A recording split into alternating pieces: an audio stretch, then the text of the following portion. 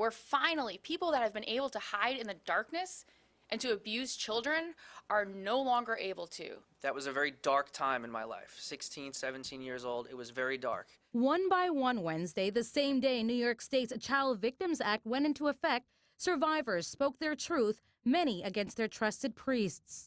Yes, it's justice for me and it makes me feel good, but at the end of the day, it's not about me. It's about my daughters and my sons and my nieces and my nephews. It's the first day of the one-year window that allows an adult to file a child sex abuse lawsuit against an abuser or institution, no matter how long ago it happened.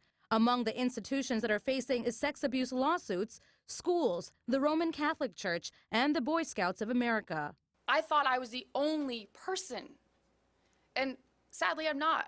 The Archdiocese of New York released this statement that reads in part, quote, "While we carefully review the claims made in these suits, we ask that people pray for peace and healing for all those who have suffered from the sin and crime of the sexual abuse of minors wherever it occurred, particularly victim survivors and their families," end quote.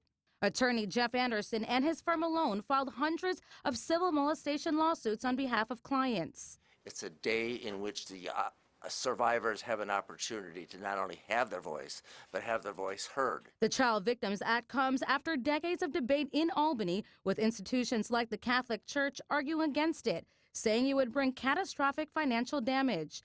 Now, also under the new law, the statute of limitations has been extended for new victims, giving them until the age of 55 to file lawsuits and until 28 years old to file criminal charges. It was previously 23. Survivors across the state say it's a big day for them. I continuously hope and pray that no priest ever is able to abuse a child within the Archdiocese of New York.